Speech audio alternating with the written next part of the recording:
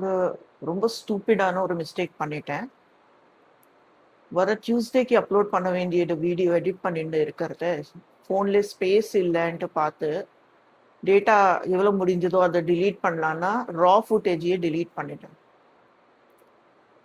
So இப்போ reshoot பண்ணி இன்னைக்கு சண்டே ஈவினிங் தான் ரீஷூட் பண்ணுறதுக்கு டைம் கிடைச்சிருக்கு. இன்னைக்கு ராத்திரி நாளைக்கு காத்தால 2 நாளுக்குள்ளே எடிட் பண்ணி அப்லோட் பண்ணி டியூஸ்டேக்கு ரெடியாக வைக்கணும். அவ்வளோ ப்ராக்டிஸ் இல்லை சீக்கிரமாக வேலை பண்ணுறதுக்கு. எடிட்டிங்க்கு இன்னைக்கு கொஞ்சம் ஸ்பீட் நான் டெவலப் பண்ணணும். ஸோ இந்த வீடியோ லேட் ஆகாமல் அப்லோட் பண்ணிடுறேன் டயத்துக்கு. பை சான்ஸ் லேட் ஆச்சுன்னா சாரி. வணக்கம், நான் சுரோஜா, உங்களோட பேரண்டிங் கோச். ஆக்சுவலாக டியூஸ்டேக்கு அப்லோட் பண்ண வேண்டியது வீடியோட டாபிக் வேற இருந்துச்சு. What is the difference between tantrum and meltdown. இப்போ ஷூட் பண்ணுறத சடனாக உள்ளுக்குள்ளேருந்து வேற ஒரு டாபிக் பற்றி பேசலான்ட்டு ஃபீல் பண்ணுறேன்.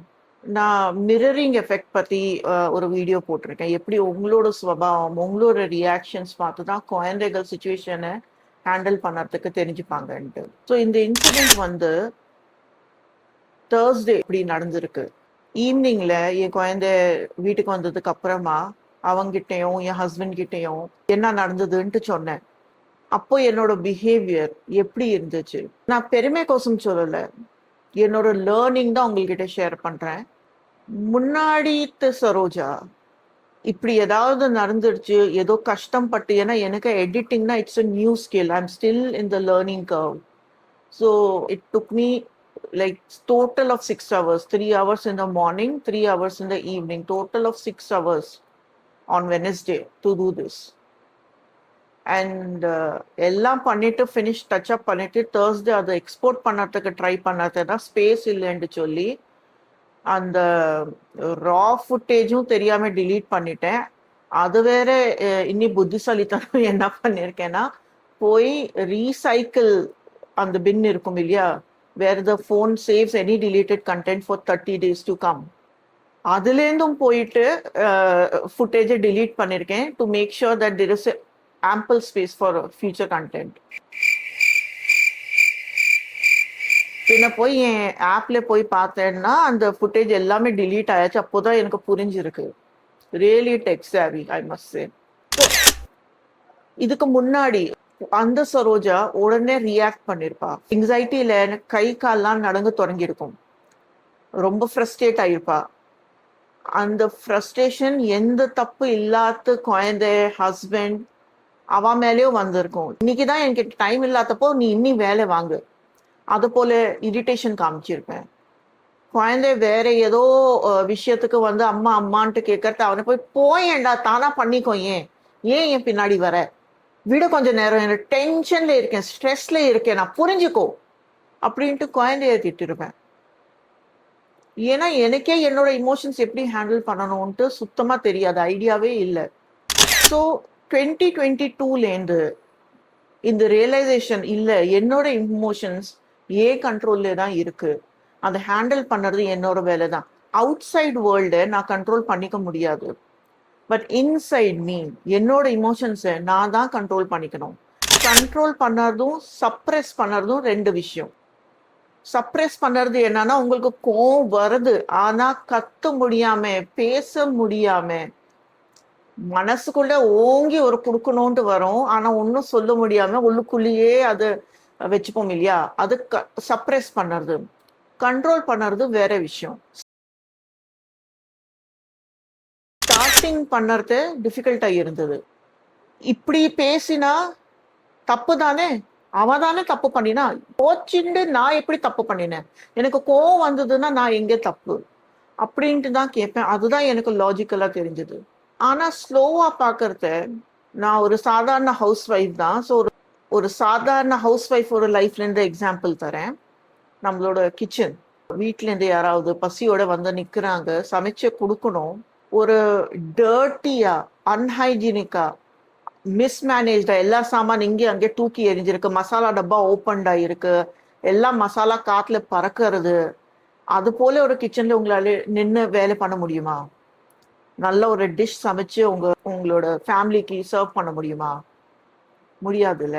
ஸோ நீங்க என்ன பண்ணணும், உங்களோட கிச்சனை நீங்க தான் சுத்தமாக்கணும். Sometimes you might need some help, but அந்த இருக்கிறது ஸ்பேஸை சுத்தமா வச்சா, நீட்டா மெயின்டைன் பண்ணினா அங்கே ஃபங்க்ஷன் பண்ணுறதுக்கு ஈஸியாக தானே இருக்கும். ஸோ அதே போல நம்மளோட மைண்டும் தான். All our emotions, anger, joy, happiness, sadness, greed, contentment, lust, even எல்லாமே நமக்குள்ளே இருக்கு. அது இருக்கிறது தேவை. It is needed to function as a human being, as a living being. Each emotion has its utility.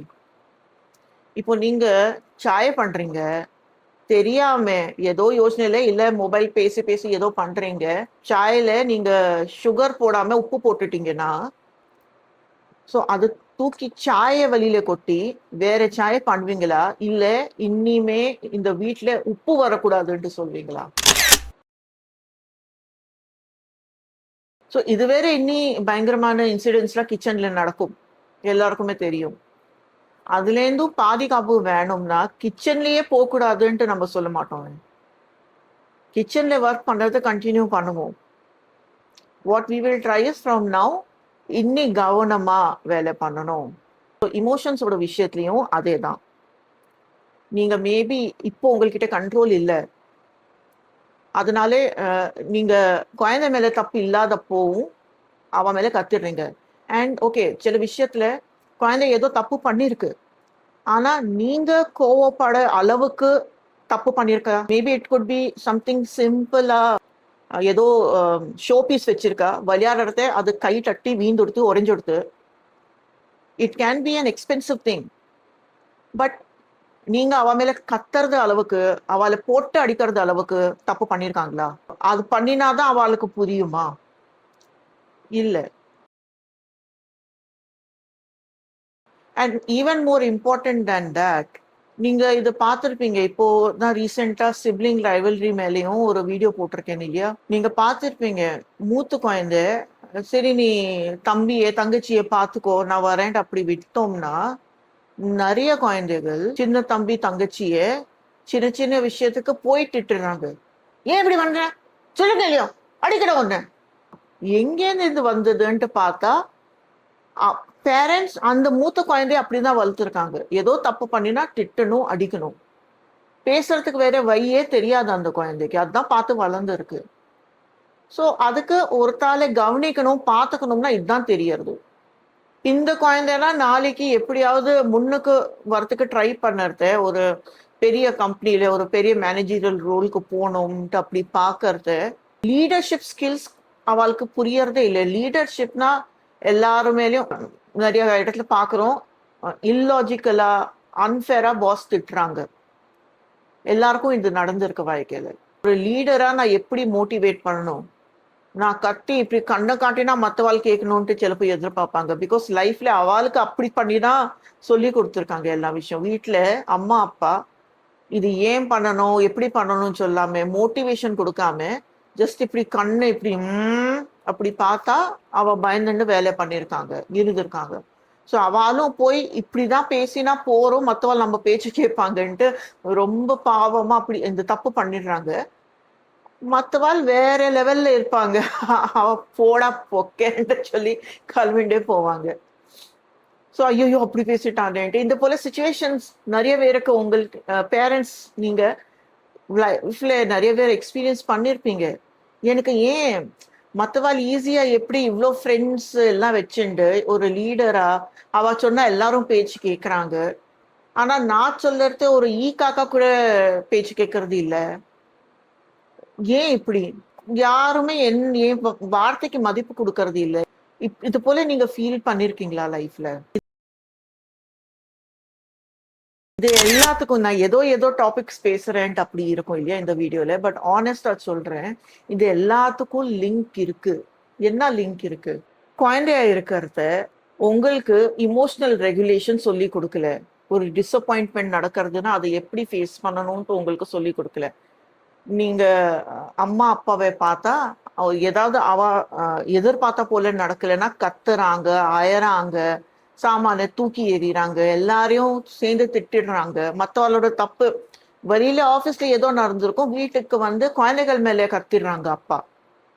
இல்ல அம்மா இப்போ என்கிட்ட வந்து பேசாதே, தனியா விட்டுடு என்ன அப்படின்ட்டு சொல்லிடுறா. ஸோ இது நடக்கிறது பார்த்துட்டு இதுதான் வழி, ஒரு ஃப்ரஸ்ட்ரேஷன் டிசப்பாயின்மெண்ட்டை ஹேண்டில் பண்ணுறதுக்கு இதுதான் வழின்ட்டு அதெல்லாம் கத்துண்டு குழந்தைகள் வளர்றாங்க. ஒரு வயசுக்கு வந்த பிறகு இப்போ அவளுக்கு சுச்சுவேஷன் ஹேண்டில் பண்ண தெரியறது இல்லை. ஸோ அவளும் அதே mistake, maybe the words are different, maybe the scenario is different, maybe சில விஷயத்துல அவளுக்கு புரியறது என் அப்பா அம்மா தப்பு பண்ணினா நான் பண்ண மாட்டேன்ட்டு. ஆனா most of the other cases அப்படிதான் ரியாக்ட் பண்ணுவாங்க. And then they are mistreating the child, they misleading the child. Because அவளுக்கு சரியா சொல்லி கொடுக்கறதுக்கு தெரியறதே இல்லை. ஆங்கர்னா எங்கே யூஸ் பண்ணணும், ஃப்ரஸ்ட்ரேஷன் வந்தா லைஃப்ல ஏதோ டிசப்பாயின்ட்மெண்ட் கிடைச்சா அதுக்கு எப்படி ஹேண்டில் பண்ணணும் அது நம்மளுக்கே தெரியாது. எப்படி அந்த சின்ன குழந்தை மிரர் பண்ணும், என்ன கத்துக்கும். Last week incident which prove to me that I am on the right path. எனக்குள்ள ஒரு மிகப்பெரிய மாற்றல் வந்திருக்குன்ட்டு ஒரு நம்பிக்கை வந்துடுது அது. அண்ட் நான் பண்ணுறது சரின்ட்டு எப்படி எனக்கு தெரிஞ்சதுன்னா, ஈவினிங்ல என் ஃபேமிலியோட உட்காந்துட்டு நான் ஷேர் பண்ணினேன், இப்படி ஒரு தப்பு பண்ணிட்டேன், ஐம் ஃபீலிங் வெரி ஸ்டூபிட். அப்போ எல்லா அதை பத்தி சிரிக்கிறத என் பையன் ஒரு சென்டென்ஸ் சொன்னா, அம்மா நீ இவ்வளோ கஷ்டப்பட்டு அந்த வீடியோ ஷூட் பண்ணின, 6 hours அதை எடிட் பண்ணுறதுக்கு வேலை பண்ணின, அது டிலீட் ஆயிடுத்துன்ட்டு உனக்கு கோபமும் வரல, அழகையும் வரல, கிரேட்மா, எப்படிமா அது இவ்வளோ இம்பார்ட்டன்ட் உனக்கு. அப்போ எனக்கு புரிஞ்சுது, இது மிரரிங் அண்ட் இதெல்லாம் தியரியில பேசுறது ஒரு விஷயம், நான் அப்போ அது ப்ராக்டிக்கலா எக்ஸ்பீரியன்ஸ் பண்ணினேன். My son is in the process of learning from me, in the process of grasping my emotions right now. So அவனை புரிய வச்சேன். அந்த வீடியோ மட்டும் டிலீட் ஆயிருக்கு கண்ணா, நான் இருக்கேன், மொபைல் இருக்கு, இன்டர்நெட் இருக்கு, யூடியூபும் இருக்கு, எனக்கு எடிட்டிங் பத்தி நான் கத்தினது அந்த நாலேஜும் இங்க இருக்கு. அந்த வீடியோவை நான் திருப்பி எடிட் பண்ணினேன்னா அது எனக்கு ப்ராக்டிஸ் தானே ஆகும், அதுல தப்பு எதுவுமே இல்லையே, அது எனக்கு நல்லது தானே. So this is a new learning opportunity. So அது புரிஞ்சுண்டு அந்த குழந்தை எப்படி தலையை ஆட்டிண்டு அங்கே உட்காந்துட்டு இருந்தது இல்லையா, that told me that I am a very good parent. அந்த சர்டிஃபிகேட் உலகத்துல யார்கிட்டேந்தும் எனக்கு தேவையில்லை, எனக்கு தெரிஞ்சிடுது நான் என்ன பண்றேனோ சரியாதான் பண்றேன்ட்டு. உங்களுக்கும் இது போல ஏதாவது எக்ஸ்பீரியன்சஸ் இருந்ததுன்னா ப்ளீஸ் நீங்க கமெண்ட்ல எழுதி ஷேர் பண்ணலாம். இல்லை உங்களுக்கு ஏதாவது கேள்விகள் இருந்ததுன்னா அதுவும் நீங்க கேட்கலாம். Please subscribe to channel, like the video, இந்த வீடியோவை ஷேர் பண்ணுங்க. அண்ட் எவ்ரி சாட்டர்டே 9 PM நான் லைவாக வரேன், அப்போவும் வந்து நீங்கள் உங்களோட கேள்விகள் கேட்கலாம். வணக்கம்.